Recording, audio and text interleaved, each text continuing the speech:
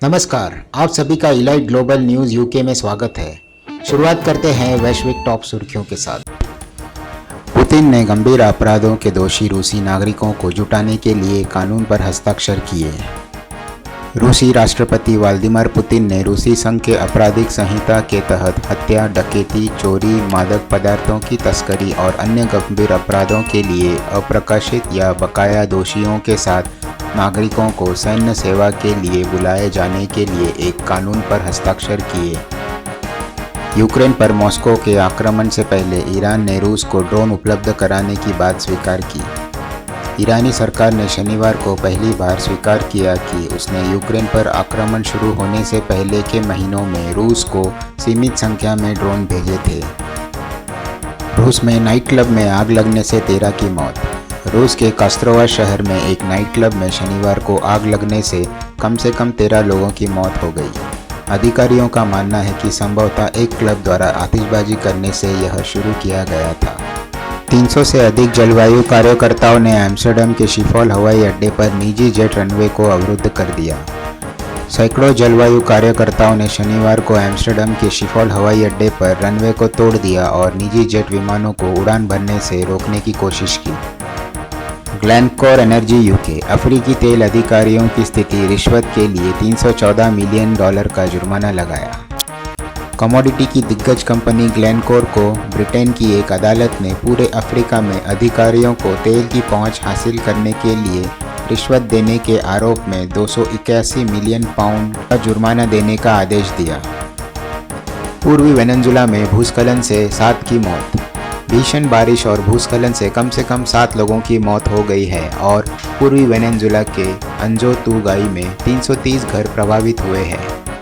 Canada के Ontario में 55,000 शिक्षा कर्मचारियों की हड़ताल से स्कूल बंद। ओटावा, कनाडा के सबसे अधिक आबादी वाले प्रांत ओंटारियो में स्कूल में बेहतर वेतन और अधिक फ्रंटलाइन स्टाफ के लिए प्रांतीय सरकार के साथ एक समझौते पर पहुंचने में विफल रहने के बाद लगभग 55,000 शिक्षा कर्मचारी शुक्रवार को हड़ताल पर चले गए। सोमालिया की सेना का कहना है कि झड़पों में कम से कम 100 अल-शबाब लड़के मारे गए।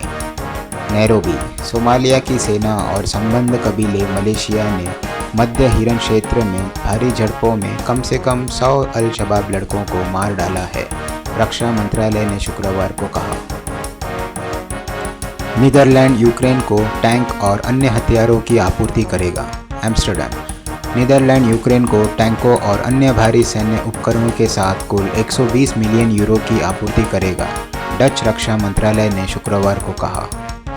ईरान ने नए उपग्रह ले जाने वाले रॉकेट का परीक्षण किया जिससे अमेरिका नाराज हो सकता है। राज्य मीडिया की रिपोर्ट के अनुसार रिवॉल्यूशनरी गाइड के एरोस्पेस डिवीजन के प्रमुख जनरल ने गहम-100 को विकसित किया और कहा कि रॉकेट का इस्तेमाल दूरसंचार मंत्रालय के लिए ईरान के नहीद उपग्रह को लॉन्च करने के लिए किया जाएगा। शनिवार के परीक्षण से वॉशिंगटन में चिंता पैदा होने की संभावना है, जिसे डर है कि उपग्रह को कक्षा स्थापित करने के लिए इस्तेमाल की जाने वाली लंबी दूरी की बैलिस्टिक तकनीक का इस्तेमाल परमाणु हथियार लॉन्च करने के लिए किया जा सकता है। ब्राज़ील, इंडोनेशिया और DRC वर्षावनों का ओपेक बनाने के लिए बातचीत कर रहे हैं। बड़े 3 उष्णकटिबंधीय वर्षावन राष्ट्र ब्राज़ील, इंडोनेशिया और कांगो वर्षावन रक्षण पर समन्वय करने के लिए एक रणनीतिक गठबंधन बनाने के लिए बातचीत कर रहे हैं, जिसका नाम ओपेक फॉर रेनफॉरेस्ट रखा गया है। कॉफ़ी पाउडर पर कई दिनों तक जीवित रहने के बाद 2 दक्षिण कोरियाई खनिजों को बचाया गया।